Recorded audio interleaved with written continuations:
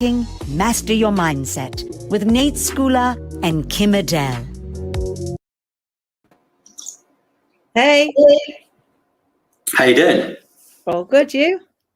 Very good. Still getting weirded out by this like small box I see my face in, but I can live with it. So yeah, I mean, today, right, we are here to talk about how to overcome fear and be successful in career transition, right? And like, I know this is something that you know a lot about. I know quite a bit about it from personal experience, same as you do, right?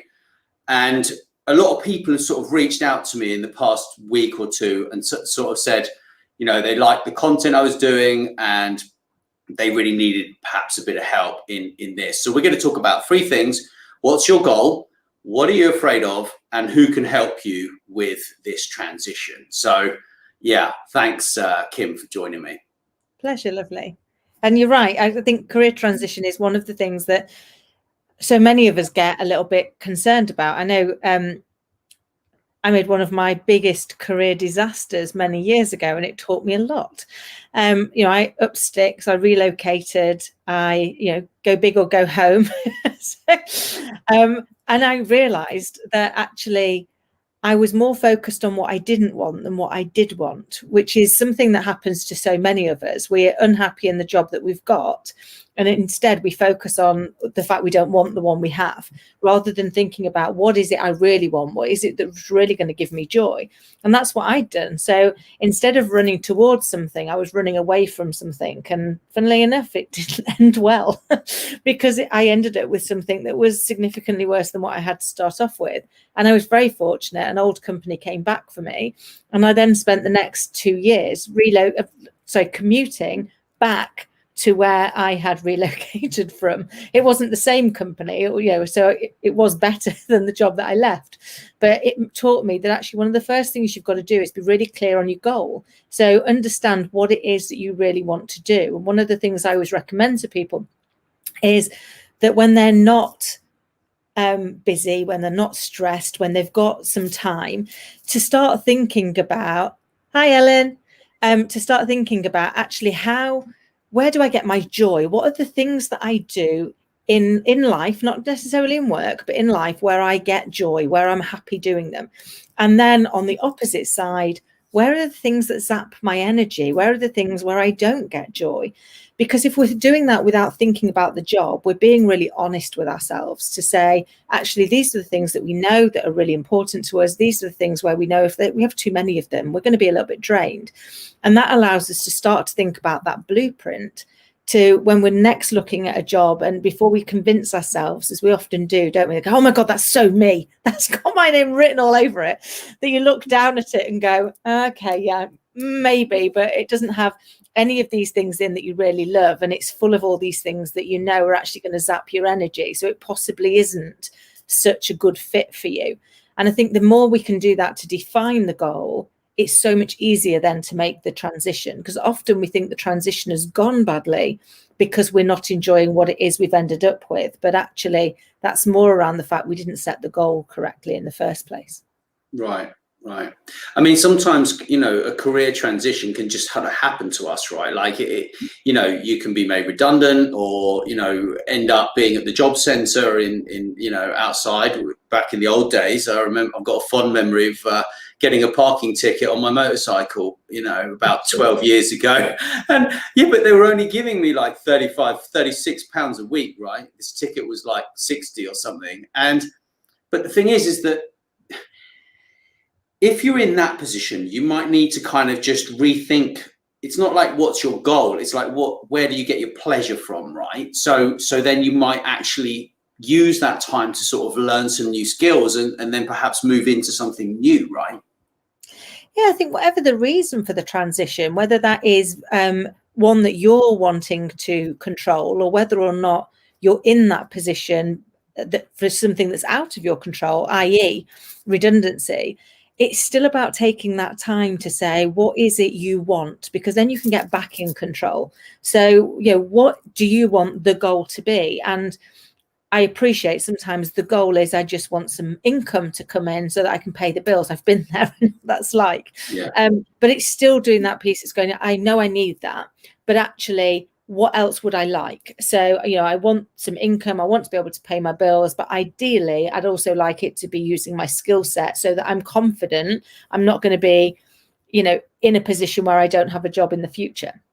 I think one of the other things, which is a real challenge, a lot of people that I talk to and work with over the years who have unfortunately been made redundant, is they think it's about them. And let me explain what I mean by that. They think they were made redundant because they're not good enough. They think they were made redundant because they weren't wanted, they weren't skilled, and that's not the case. If you've been made redundant, it's because the organisation couldn't afford to keep you on. If you weren't actually good at what you were doing, you would have been being performance managed. So it's not actually because you're not very good, it's because the company wasn't operating at the right level. And until you make that distinction, you make it about you, and then you start to doubt your ability, and you start to think that you're not good enough, that you're not worthy, that you're not going to be employable, that it's going to happen to you again and again. And you take that into your future. So one of the first things I do is help people with that mindset piece, which is actually how do you make sure that you are in the right mindset, that you understand your value, and that you recognize that actually that happened to you, not as a result of you, because it's a really important distinction to help people to be able to step into their future and build the career they want to build. Yeah. So what would you say to someone that's out of work right now or wanting to get a new job because they absolutely hate their job? What would you say to them? Hi, Izzy. So I think Hey, you Izzy. are either hating your job or you're out of work and you want to get into work. Think about what is it you really want to do. So I know that can be very difficult. If you're in that place where you're out of work and you want to get into work, it might be a case of I've got to take any job to get some income.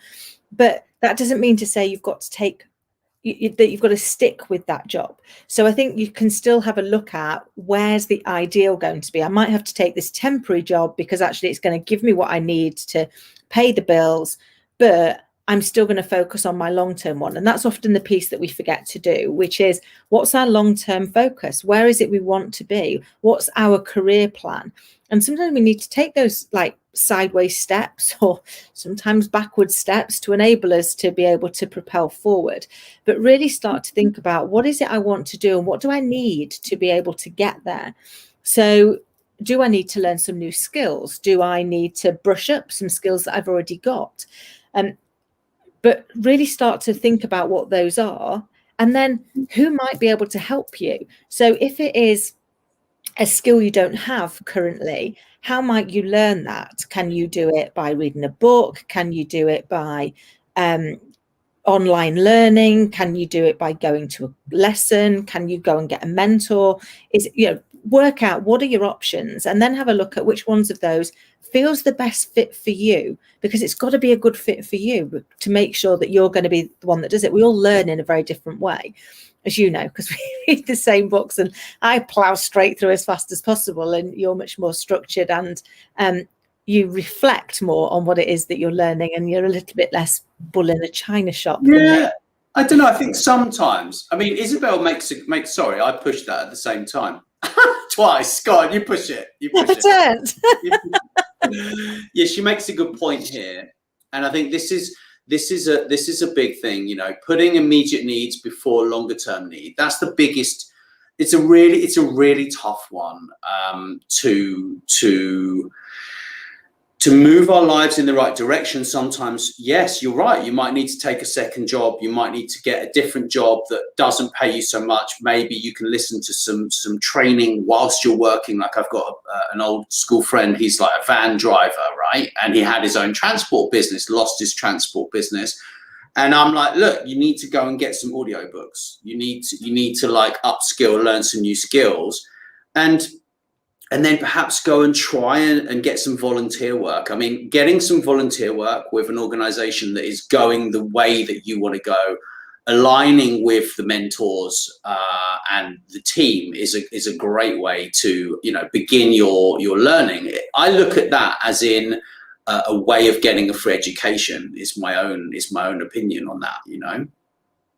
Yeah, no, I think you're right. And I think sometimes it's making sure that we look for the opportunities to learn. And I think for me, why it's important that we keep an eye of focus on where we want to go is, I often share this story with people. I had a guy that I worked for me many years ago. Lovely, lovely guy, kind of the dream, that turns up to his appraisals and has got all the evidence to back why he thinks he should get the rating that he should get. It makes it so easy for you then to be able to kind of give them those ratings and defend them. But actually, when I was talking to him about his personal development plan, his short-term goal was to be a good project manager, and which was interesting. So I was chatting to him about, what would be different about when you were, really good at what you did? And he said, well, people would come to me and seek me out for their projects, and people would ask my advice, and I would mentor people. And I was like, okay, so how's that different to today? And he went, oh, good point. I'm already there. And I went, well, that's great. So we've achieved the short-term goal. Let's look at your long-term goal. So we looked at his long-term goal, and his long-term goal was to be a program manager.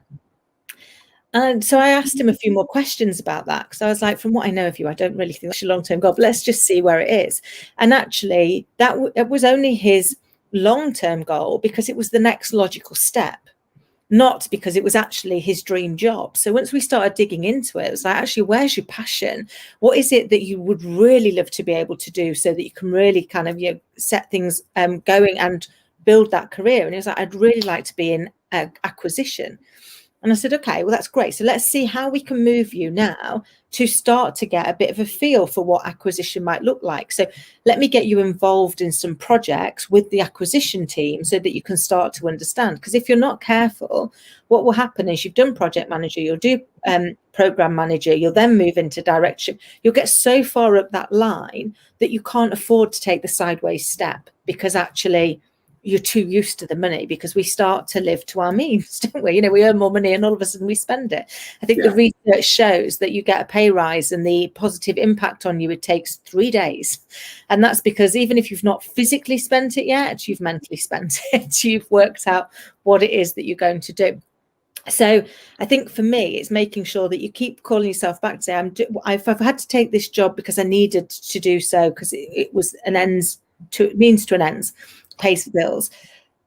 Still ask yourself those questions to say, but where is it I want to go, and how do I move myself forward to achieve that, to ensure that you're still taking that control and not ending up in a position where actually your career path's happened to you, as opposed to you've actually owned it and directed where you want it to go. That's the biggest problem. And it's the same with a business. If you don't turn around and say, well, in 5 years' time, I've got a plan and I want to be here, then how are you going to get to that position, right? And I know you've seen this comment as well. Yes, It's a really long comment, right? Big thing is, if we share it on the screen, it'll cover the whole screen. So there'll be like, you won't even see our eyes, right? But like, so she says, passion is important, but sometimes we get distracted or depressed because life happens. And she's wondering if we've got any tips on how can someone keep a long-term focus, or how we can train ourselves to achieve a long-term focus. Yeah, it's a great question, Izzy. And I think for me personally, I always focus on what is it I want to achieve, and why do I want to achieve it? So defining my intention at the start. So why is it important to me? Might be, is it just for me? Is it because I want to do it because it adds value to other people? I want to do it because it's the right thing to do. I want to do it because it's going to help me give my little girl a better start in life, whatever it is. But really define it, because actually then when we lose focus, the first is being self-compassionate. Life does get in the way and we can lose focus, but it's about recognizing it and going, okay, I've lost a little bit of focus. That's fine. Let me bring myself back to my why. Why was I doing this? What was my intention? Why was it important? And that helps me to get back on track. I think sometimes before I showed any form of self-compassion, I would instead get myself into a spiral of berating myself for having lost the focus in the first place, and then continue to not have any focus while I continued to berate myself for not being very focused. So actually, for me, the steps I now take is to acknowledge that life does get in the way and it's okay to lose focus, but remind myself of why I was doing it. And is that still important to me? And then somebody said to me a long time ago, and it's a great tip for me personally, which was, the next time you find yourself saying, I don't have the time, or I don't have the money, or I don't have the resources, or I don't have the whatever it is, instead, ask yourself the same question, but instead of I don't have the, go, it isn't important to me, and see how it sits. And if it sits uncomfortably, it reminds you of the why. And that is going to be what pulls you back onto the focus. And for me, that has been a real killer, because even though I don't like it, with the minute I say, oh, bless you, thanks, Izzy. And you're right, I think it is the why, because that's what compels us to do it. And it's what drives us. It's that passion. But I think whenever I've said to myself, it's not important to me, I don't like it. And therefore I have to find a way around it, to find an alternate solution. Yeah, I agree. But I also think, this question that I put in the introduction, right? What are you afraid of, right? It's a big one, because actually, like, every so often I will be like scared of success. Yeah. And then it's like, and I think being scared of success is like, well, what are people going to hassle me for? Like, people are going to ask me, or I'm going to be really busy when I become massively successful. Like, there are all these things that, and if you don't address the reasons why you're scared, like, what are you afraid of? You're going to basically just end up just carrying on this trajectory of things that you don't really enjoy that much. And this is really very sad. Yeah, it's right. And we can become massive self-sabotagers based on what we think. And I think I spent a lot of years thinking that the thing that we're most afraid of is our darkness. And I now think we're most afraid of our light. We're most afraid that we might actually be good at something. And then that's a little bit scary, isn't it? Because that feels a bit egotistical. I might be good at something. And then if I am good at something, does that mean everyone's going to come and try and knock me down? Because we do, pity loves a party. People do like to celebrate the negatives rather than celebrate the positives. But I think some of it is kind of looking at those bits and saying, what is the worst that can happen, and can I live with that? Because we are often afraid. We're afraid of being made wrong, being made to look stupid, of people having expectations of us that we're not going to be able to meet, of not being good enough, of being too good. It's like, it doesn't really matter. We have a brain that is based on fear, and it was designed that way to keep us safe. Our brains were designed back when we were prehistoric man, but we're not in such danger, not in the same danger now. So I think we've just got to start questioning. And for me, again, that kind of looking at the fear and then looking at why it's important to me it really helps, because then I look at that and say, well, actually, if this is really important to me, which is more scary? The fear that I might do it and get it wrong, or the fear I might not achieve it at all and not deliver my purpose. And that for me gives me an opportunity to find some strength and move forward. Forgive me, I'm doing this because I'm about to read. Izzy, bless you, you've written something long and I don't want to be rude and not like I'm doing this, but I'm just reading it. I've read and heard. Do you want me to let me read it? Yeah. I've read and heard that question repeatedly for the last 2 weeks. Sometimes the universe is trying to tell us something. We need to be observant of the opportunities around us. Exactly. And if you don't take that chance, you're going to regret it. Like, this is the biggest thing I've been thinking about recently myself, But I think, and it's a great point, Izzy. And I think, though, if you know what your goal is, because the way our subconscious brain works is our subconscious brain filters. Because there's millions of things that are flying at it all the time. So it filters out the things that it thinks are unimportant to us. And it judges what's important to us and what isn't by what we think about. So if we're thinking constantly of all the things we don't want, it goes and tries to find them for us, because it doesn't understand the difference between help and harm.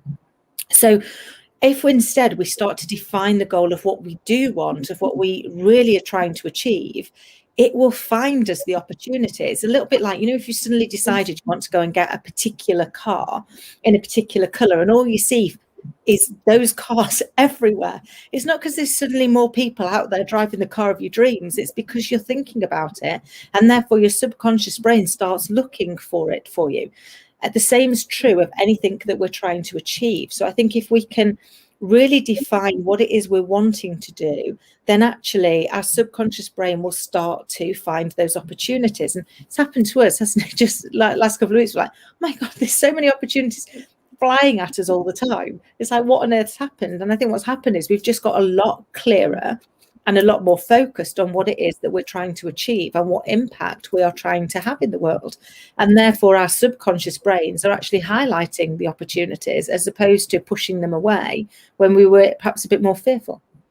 Very much so. I mean, I think we do have another question here, but we have to get off because you've got a meeting, and we will get back to this. I think on the next one, we'll do, who can help you with this transition. I mean, coaches definitely can help you. And if you are a coach and you're watching this, then, and you want to, or you're an executive and you want to grab some free training, go to elitecoachesclub.com and you can grab some information on the Grow training, which will help you with your goal setting, right? And it can really help with career transition because it actually takes you through what's your goal, what's your current reality, what are your options and your obstacles, and then what are you going to do next? What's the way forward, and what are you willing to do next, which is equally important because some of these steps you're going to have to push yourself out of your comfort zone. So we've designed it there to hopefully help people that are looking for help. Very much so. So thanks for watching. We really appreciate everybody. And thank you so much for your time, Kim. Pleasure. Take care. Thanks for listening to Master Mindset. Please don't forget to follow wherever you listen.